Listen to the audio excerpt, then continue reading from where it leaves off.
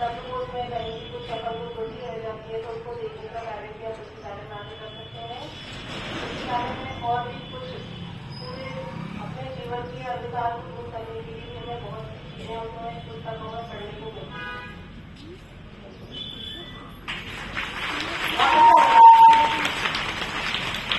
Madam ने आपको पुस्तकालय के बारे में जानकारी दी। देखिए, पुस्तकें ऐसी दुर्लभ पुस्तकें जिनको हम इस समय तो मिल रही है, हमें पर्याप्त मात्रा में मिल रही है, लेकिन कालांतर में आगे चल करके वो पुस्तकें मान लो बंद हो जाती है, प्रकाशन बंद हो जाता है और जब मिल रही है तब हम उनकी कोई कदर नहीं करते हैं। लेकिन मिलने के बाद में जब वो बंद हो जाती है तब हमें उनकी जगह महसूस होती है। तो आप अपने घर में भी एक पुस्तकालय बना सकते हैं, संग्रह बना सकते हैं अच्छी अच्छी किताबों का।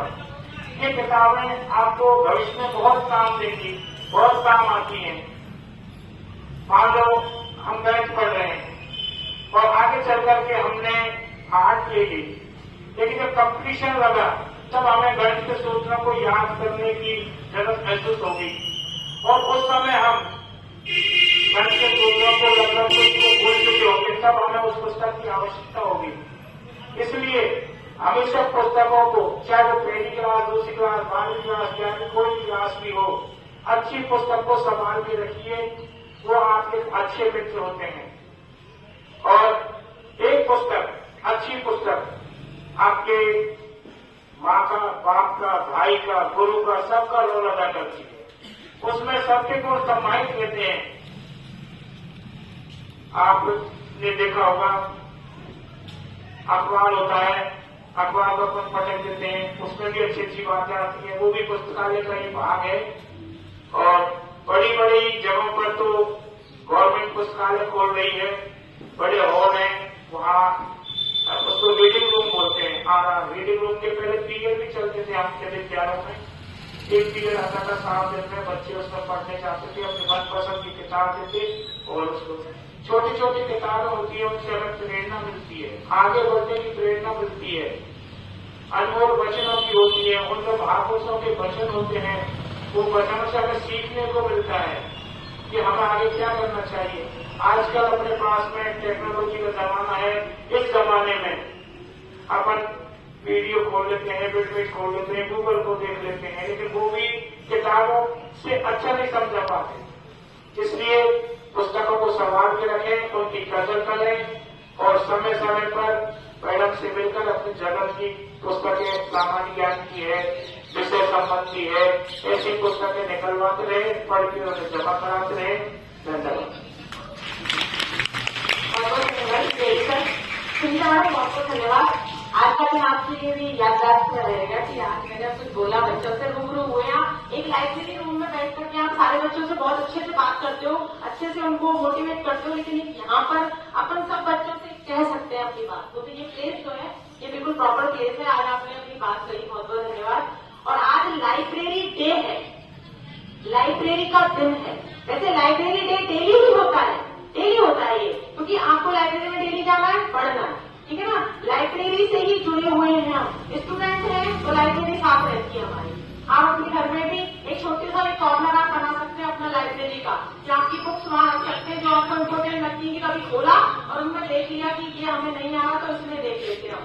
ऐसी बुक्स जो है उनको आप हमेशा अपनी एक सेल्फ उसमें हमेशा साथ रखें, उनकी इज्जत करें। किताबों की इज्जत करना सीखिए।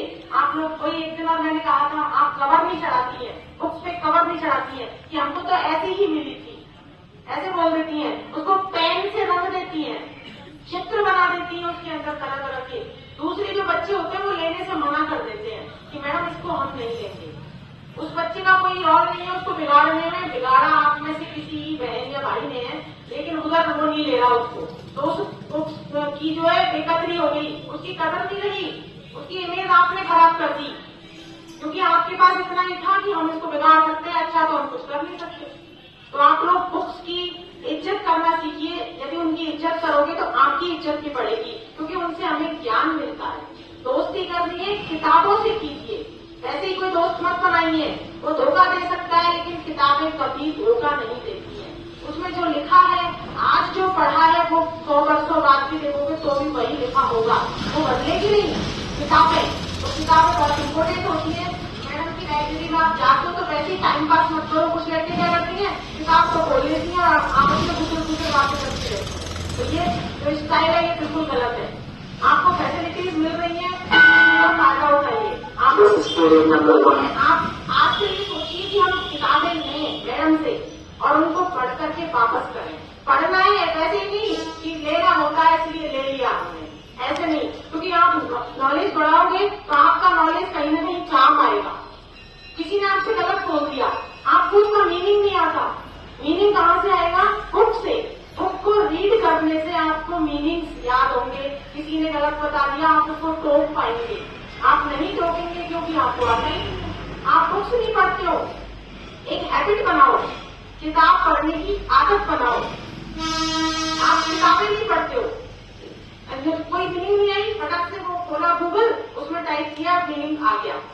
लेकिन ये गूगल है ना, ये दिमाग में बनाओ ना आप गूगल, कि इसमें से फटाक से वो मीनिंग याद आ जाए अपन को, तो वो कहाँ से आएगी? बार बार किसी चीज को रीड करने से। जितना ज्यादा पढ़ेंगे वो चीज हमारे दिमाग में और पक्की होती चली जाएगी। आपको आती है, आपकी फ्रेंड को बताओ, फिर और से शेयर करो। शेयर करने से वो चीज और ज्यादा स्ट्रांग होती है। आप क्या सोचते हैं, अरे इसको नहीं बताऊं, इसको बताने से मेरा ज्ञान खत्म हो जाएगा।